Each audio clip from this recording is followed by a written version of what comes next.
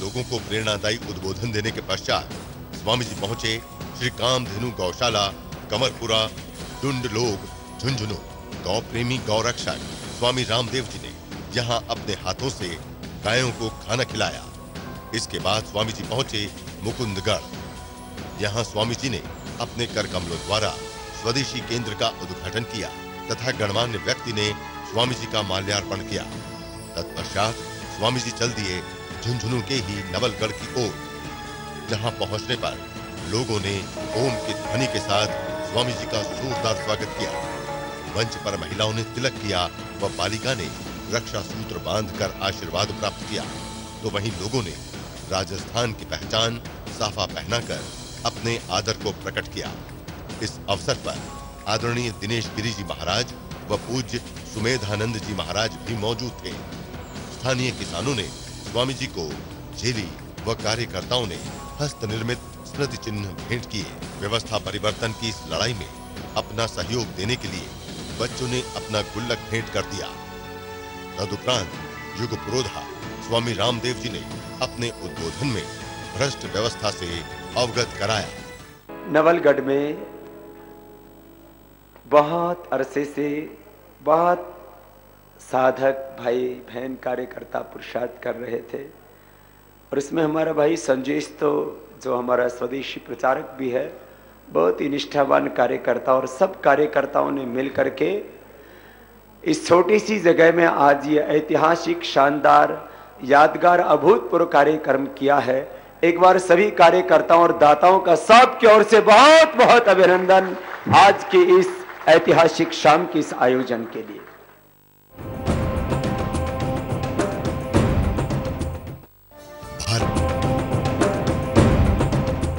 लोग कहते हैं बेटी बचाओ, कैसे भाई बेटी कैसे बचेगी? विज्ञापन करने से बेटी नहीं बचेगी। बेटी तब बचेगी जब सबसे ऊंचा सम्मान भगवान के बाद धरती के ऊपर तो माँ बहन और बेटियों को दोगे तो बेटी बचेगी। ये तो सम्मान हमने देना, कोई फिल्म स्टार, कोई मुख्यमंत्री, कोई सरकार थोड़ी देगी। फिर दूसरी बात, दहेज लेने वाले नरक में जाओगे सीधे, जिनने ले रखा है वो लौटा देना। हाँ, ब्याज दे सको तो ब्याज सहित लौटा दियो, नहीं तो मूल मूल तो लौटा ही दियो। अपने आप ने कहो कि हम तो क्षत्रिय हैं। अरे क्षत्रियपन दहेज लेने में नहीं दिखाओ। माना कि आप में बहुत शौर्य पराक्रम और स्वाभिमान है। राजस्थान की मिट्टी पर मुझे ही नहीं, देश के 121 करोड़ लोगों को गर्व और अभिमान है, क्योंकि शौर्य की धरती है, पराक्रम की धरती है, बलिदान की धरती है। सबसे पहली संस्कृति और सभ्यता जिसको वैदिक सिविलाइजेशन कहते हैं, वो यही सरस्वती के किनारे आगे बढ़ा, खड़ा हुआ, आगे पला, वो विस्तार पाया उसने पूरे संसार में। वैदिक सिविलाइजेशन यही से हुआ। और फिर मध्यकाल में जब भारत के ऊपर जब जब जो संकट आए, चारित्रिक, आर्थिक, राजनीतिक, उन संकटों में बहुत बड़ा योगदान राजस्थान का रहा।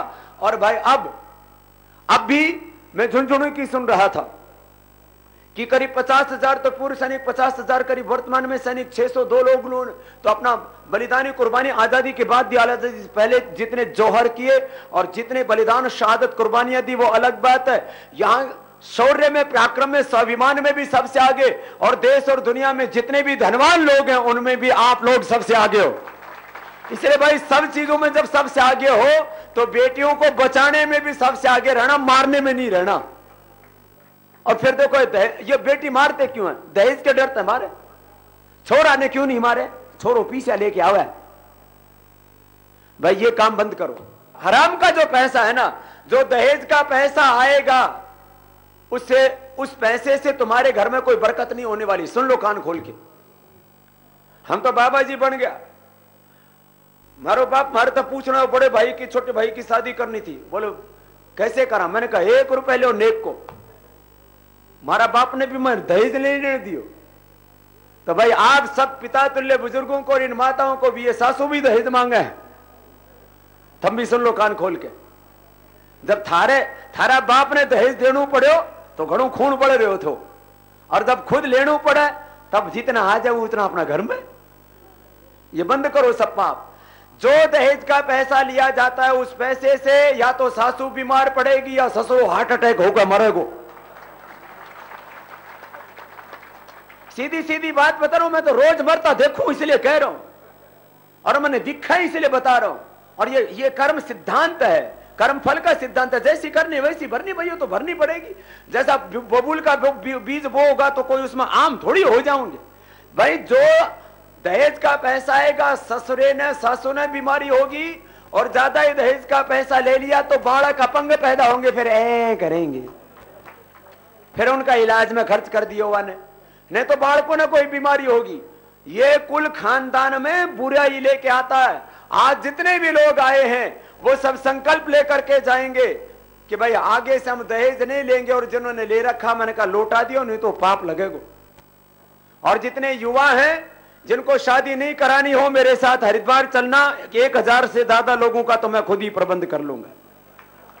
जिनने शादी नहीं करानी हो, मेरी तरह से साधु सन्यासी योगी बन के संसार का भला करना, देश धर्म की संस्कृति की रक्षा करना। और जिनको शादी करानी है वो युवक संकल्प लेकर के जाएं। जो दहेज मांगते हैं कायर, कमजोर, बुज़दिल, हिजड़े लोग होते हैं। अपनी अपनी भुजाओं पर विश्वास रखो। ससुरा का घर का पैसा हमें फ्री का, ये बंद करो सब। जितने भी युवक यहां पर बैठे हैं संकल्प लेकर के जाएं कि हम कभी दहेज नहीं लेंगे। जिनका ब्याह नहीं हो रहा है, कितने युवक हैं ऐसे अभी? अरे जिनका हो चुका हो तो ठीक है, जो आगे करना है जिनका भी ब्याह नहीं हुआ है वो हाथ खड़े करियो।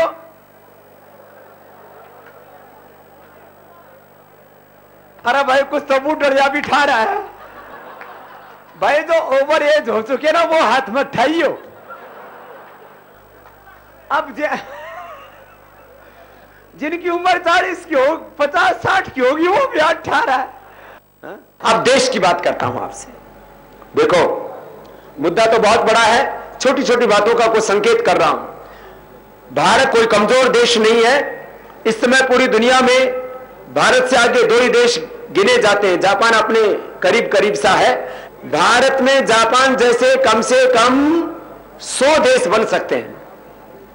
उसमें खाने के लिए अपना पूरा अनाज नहीं होता है, साग सब्जियां फल पूरे नहीं होते हैं, लेकिन हमसे आगे बढ़ रहा है।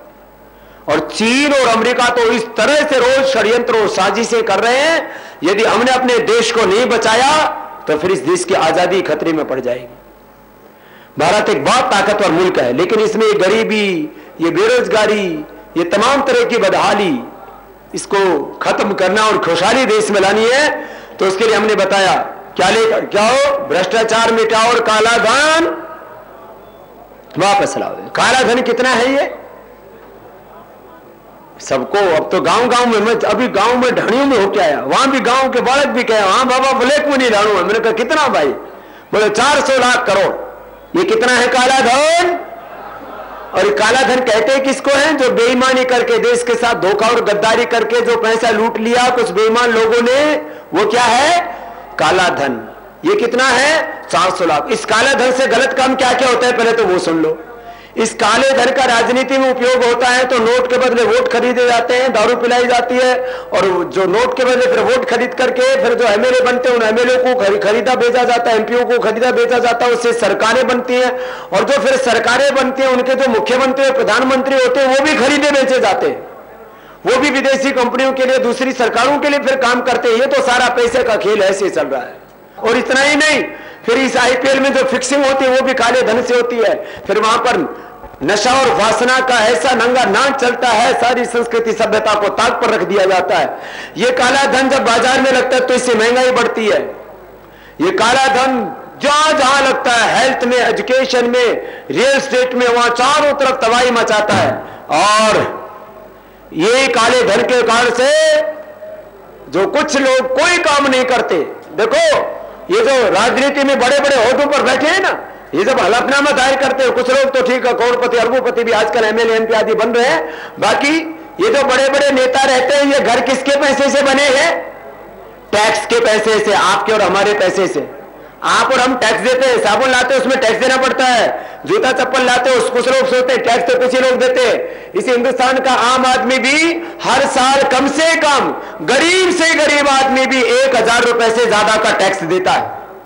ये कोई हमारे ऊपर ये सरकार चला करके एहसान नहीं कर रहे, ये हमारे सेवक है और लोकतंत्र में मालिक देश की जनता होती है। हम मालिकों को अपना घर संभालना पड़ेगा, अपना खजाना बचाना पड़ेगा, ये लूटा हुआ धन वापस लाना पड़ेगा। ये लूटा हुआ धन वापस आ गया 400 लाख करोड़, उससे क्या मिलेगा? ये तो मैंने कहा इसका बुराई में उपयोग हो रहा है, चारों तरफ लूट मची हुई है। ये काला धन वापस आएगा तो इन बच्चों के लिए इतने स्कूल कॉलेज यूनिवर्सिटी में बन जाएंगी, एक भी बच्चे को पढ़ाई के लिए 1 रुपए खर्च नहीं करना पड़ेगा और वर्ल्ड क्लास स्टैंडर्ड की हमारे यहाँ पर पढ़ाई हो जाएगी। यूके, यूएसए, कनाडा, ऑस्ट्रेलिया हमारे बच्चों को नहीं जाना पड़ेगा पढ़ाई करने के लिए, बल्कि सारी दुनिया के लोग भारत में ऐसे आएंगे पढ़ाई करने के लिए जैसे कभी नालंदा और तक्षशिला के समय आया करते थे। तो बोलो, बच्चों का भला है इस काला धन वापस आने से। बच्चों को क्या मिलेंगे इससे? स्कूल, कॉलेज, यूनिवर्सिटी, सबके लिए समान शिक्षा। प्रधानमंत्री का, राष्ट्रपति का बेटा हो, मुख्यमंत्री का बेटा हो, या रिक्शा वाले का, ठेले वाले का, गरीब मजदूर, किसान, दलित, वाल्मीकि का बेटा हो, वनवासी, आदिवासी का, ऐसा काम होगा। फिर जवानों को इतनी ज्यादा नौकरियां मिलेंगी, हर लगा दो, जवान नौकरियां ज्यादा हो जाएंगी, आदमी कम पड़ जाएंगे, मानव संसाधन का पूरा उपयोग होगा, किसानों के खेतों में पानी की पूरी व्यवस्था हम कर सकते हैं, इतना पैसा होगा। क्या आपको पता है इजराइल जैसे छोटे से देश में थोड़ी सी बरसात होती है, अपना पूरा पानी का प्रबंध कर लेता है। अपने हिंदुस्तान में इतना पानी बरसता, बरसात के पानी को हम ठीक से प्रयोग कर ले तो ये पूरा राजस्थान से लेकर के उधर महाराष्ट्र, उधर आधा करीब करीब बहुत सा हिस्सा मध्य प्रदेश का, करीब आधा हिंदुस्तान सूखे से परेशान रहता है। ये काला धन वापस आ जाएगा तो नदियों को जोड़ने के काम से लेकर के, रेन वाटर हार्वेस्टिंग से लेकर के, पानी की ऐसी व्यवस्था हो जाएगी कि किसी को पीने के पानी की कमी नहीं रहेगी और खेतों में भी पानी की कमी नहीं रहेगी, चारों तरफ हरियाली होगी। तब अपनी शेखावटी में धूल नहीं उड़ेगी, इसमें चारों ओर बगीचे खिले हुए होंगे, फसल लहरा रही होंगी 12 महीना, इतना बढ़िया काम हो जाएगा। यह है काला धन वापस आने का परिणाम। लोकतंत्र में सबसे बड़ी सत्ता होती है, सबसे बड़ी ताकत किसकी होती है बोलो? जनता की। लोकतंत्र में आपको भी बराबर का अधिकार दे रखा, जैसे प्रधानमंत्री राष्ट्रपति को उतनी ताकत आपको दे रखी है। तो इस बार 2012 में एक क्रांति होगी, 2013 तक पहुंचते पहुंचते भ्रष्टाचार की तेरवी होगी, काले धन की तेरवी होगी, इस पाप, अनाचार, शोषण की तेरवी होगी, नया भारत बनेगा। ये बस थोड़ा सा काम कर देना। काला धन, भ्रष्टाचार, व्यवस्था परिवर्तन का मुद्दा, ये भू संपदाओं को लूट के बचाने का अभियान, बोलो ये काम होना चाहिए कि नहीं साहब? जब ये काम हो जाएगा तो महंगाई नहीं रहेगी, फिर गरीबी नहीं रहेगी, बेरोजगारी नहीं रहेगी, चारों तरफ क्या होगी? खुशहाली। आपको बदहाली चाहिए या खुशहाली? तो मैं खुशहाली के लिए घूम रहा हूं। जैसे कोई बाप अपने 2-4 बच्चों की खुशी के लिए जिंदगी जीता है, तो मैं 121 करोड़ लोगों की जिंदगी में खुशहाली लाने के लिए सुबह से शाम तक इनको जगाता हूं। आओ मिलकर के देश को खुशहाल बनाओ। भाई बहनों, ये भारत स्वाभिमान का, युवा भारत का, ये किसानों को न्याय दिलाने का, ये देश को आध्यात्मिक और आर्थिक महाशक्ति बनाने का काम, बोलो इससे जुड़ करके साथ में चलोगे? कितने लोग साथ दोगे? सबके सब हाथ नीचे कर लो। अच्छा, ये जो इस देश में कुछ तथाकथित बुद्धिजीवी बोले बाबा के पास लोग आ तो जाते हैं, बाबा के कहने से वोट नहीं करेंगे, हम अच्छा आदमी संसद में भेजने के लिए आपको वोट करने के लिए बोलेंगे भाई इस आदमी ने चुन के भेजो, तो कितना आदमी मेरे कहने से वोट करेंगे? सबके सब। बोलो भारत माता की। मेरे तो बोले बाबा 3 जून को क्या होगो, 3 जून को ये होगो। तो सुनो, ये तो 3 जून से तो शुरुआत होगी और अगस्त तक जो मैंने बता दिया क्या क्या होगा। और इसमें आपने क्या करना है, जब जरूरत पड़े तो दिल्ली भी आ जाना, अपना हक पाने के लिए थोड़ा संघर्ष करना पड़ता है, और जब हक मांगने से नहीं मिलता तो उसको छीनना भी पड़े तो वो हम छीनेंगे, क्योंकि ये हमारा जन्मसिद्ध अधिकार है। तो भाई बहनों, इस काम से जुड़े रहने के लिए फिर आपको कोई लिंक तो चाहिए ना। इसके लिए आपको एक नंबर लिख लो, सब लोग, मोबाइल है नहीं तो लिख लो, नहीं तो याद कर लो, 022। ये आप 1 करोड़ से भी ज्यादा कार्यकर्ताओं का लिंक हमने इससे बना दिया है। मैंने कहा रोको किस किस को रोकोगे, मारो किस किस को मारोगे। ये मिस कॉल वाला नंबर लिख लो, 022। क्या लिखा? 33। 2 के बाद क्या आता है? 3। ऐसे भी याद रख लो दिमाग में, इमेजिनेशन के द्वारा। विजुअलाइजेशन के द्वारा। 0 डबल 2, फिर बाद में डबल, फिर 0 8, आगे लिखो 0 8, बाद में डबल 1 डबल 2, ये तो याद रहने वाला है, डबल 1 डबल 2। अब एक बार इस नेट बटन ने दबा दो, फिर ये मिस कॉल लग जाएगी, एक मैसेज आ जाएगा, फिर मैसेज आ गया, वापस मैसेज आ गया ना, जिनका अब एक साथ गणना करोगा तो थोड़ी देर में आ जाएगा 5-10 सेकेंड में, ठीक है। तो इस नंबर पे सब लोग मिस कॉल करना, और करोड़ों लोगों का भी, करीब करीब हिंदुस्तान में 70-80 करोड़ लोगों के पास में मोबाइल है, ठीक है ना। तो बस अब ये नया नेटवर्क, इससे आपको हर सप्ताह में, 15 दिन में, 10 दिन में, और जरूरी होने पर एक दिन में 2-2, 3-3 बार भी मैसेज चाहिए तो मैसेज मिलेंगे, और उसके अकॉर्डिंग आपको एक्शन करना है। ये तो बात हुई जुड़ने की, आगे इस काम में सहयोग करने की। भाई इस देश को बचाने के लिए, काला धन लाने के, भ्रष्टाचार मिटाने के लिए, विदेशी कंपनियों की लूट को खत्म करने के लिए, इस काम में मदद अपने को विदेशी कंपनियों से लेनी चाहिए क्या, और इन लुटेरों से, और बड़े बड़े जो करप्ट कैपिटलिस्ट हैं इनसे। तो भाई इस काम में ये जो सारा जितना भी काम चल रहा है, चाहे आजादी का आंदोलन चला या अब ये दूसरी आजादी का आंदोलन है, इसमें बोलो सहयोग चाहिए कि नहीं, तो सबको सहयोग भी करना है, तन मन धन से इसमें योगदान देना, और कुछ लोग आगे बाहर निकल करके काम करना। कुछ चंद लोग हैं देश को लूटने वाले, करोड़ों लोग बचाने वाले खड़े होने चाहिए। आजकल पॉलिटिकल पार्टियों में तो पॉलिटिकल वर्कर मिल नहीं रहे,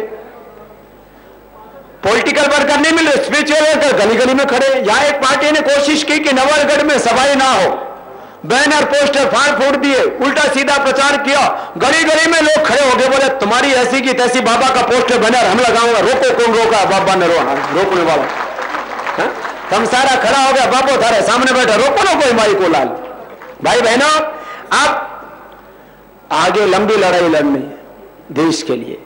एक सपना है कि जो सपना देखा था 7 लाख से ज्यादा वीरों ने अपनी शहादत और कुर्बानी देकर के हिंदुस्तान की खुशहाली का, जो सपना देखा था महात्मा गांधी ने, जो सपना देखा था महर्षि दयानंद स्वामी विवेकानंद ने, जो सपना देखा था एक समता मूलक समाज का बाबा साहब अम्बेडकर ने, जो एक सपना देखा था हमारे तमाम पुण्य आत्माओं ने कि हमारा भारत जिसमें सब खुशी से जिंदगी जिए, वो आर्थिक और सामाजिक न्याय आज तक इस देश को नहीं मिल पाया।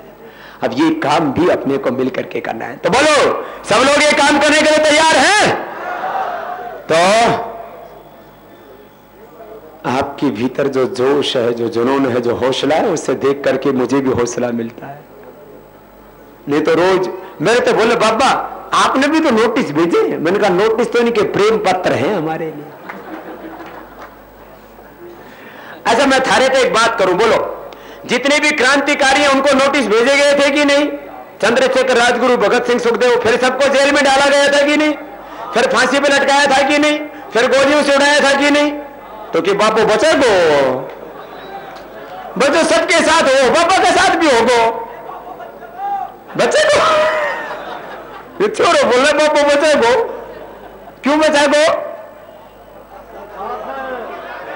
उस समय जो क्रांतिकारी थे ना, उनका कोई साथ नहीं देता था।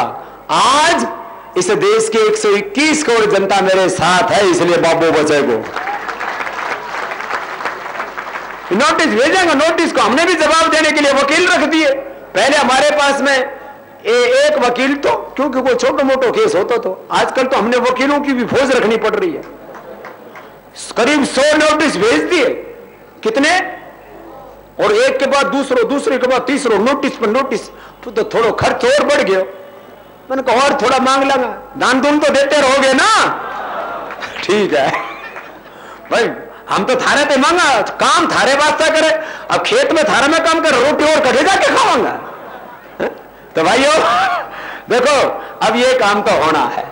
अब इस काम में सबको मदद करनी है। और देखो इतना बड़ा काम है तो इसके लिए ताकत भी बड़ी होनी चाहिए। तो हमारे पास में धन की ताकत तो नहीं है, सत्य की ताकत है, जनता की ताकत है, भगवान की ताकत है। जनता हमारे साथ है, और जनता जनार्दन को भगवान कहा जाता है लोकतंत्र में। भगवान हमारे साथ है, और पूर्वज ऋषि मुनियों का आशीर्वाद हमारे साथ है। इस बार की जंग में ये सच विजयी होगा और ये असुरत्व पराजित होगा, अन्याय शोषण मिटेगा। आपकी आंखों के सामने एक नया भारत बनेगा। अपने हाथों से हम नया भारत बनाएंगे। हा? दोनों हाथ उठा करके मुट्ठी बांध करके एक बार जरा बता दे नवलगढ़ वाले, ये भी इस परिवर्तन की, इस क्रांति में सबसे आगे। हनुमान जी वाली मुट्ठी बांधो, बोलो बजरंग बली की जय, भारत माता की जय, भारत माता की जय, वंदे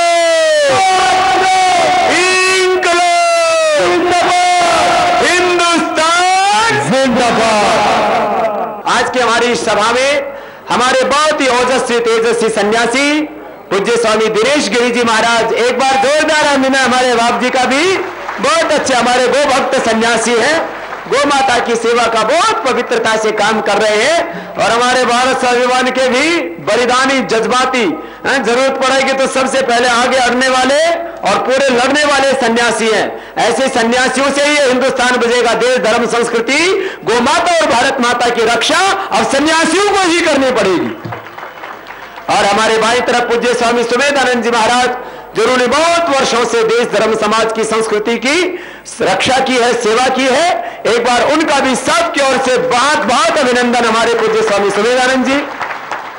और हमारे बहुत ही विद्वान पराक्रमी, बहुत ही ऊर्जावान, जिन्होंने अपना जीवन नौकरी सब कुछ घर परिवार दांव पर लगा के इस काम के लिए अपना पूरा जीवन अर्पित कर दिया है, ऐसे हमारे डॉक्टर बलवंत शास्त्री जी, जो हमारे राज्य प्रभारी, केंद्रीय प्रभारी, कई राज्यों का काम देखते हैं। एक बार जोरदार तालियां इनके लिए। इन्होंने पूरे राजस्थान में गांव गांव ढाणे ढाणे में संगठन खड़ा कर दिया है।